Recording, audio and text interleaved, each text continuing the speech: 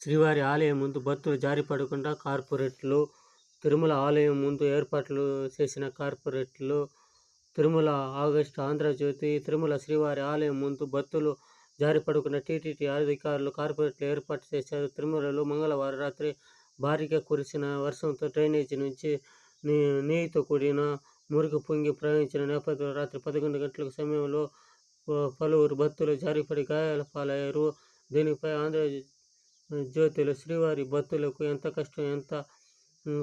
కష్టం అనే వార్త ప్రచురితం కావడంతో బుధవారం టీడీపీ అధికారులు డ్రైనేజీ పరిశీలించారు.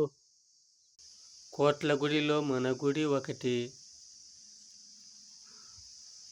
మనది కూడా హుషారుగా ఉండాలబ్బా, లేకపోతే అన్ని గుడులు హుషారుగా ఉండాలి.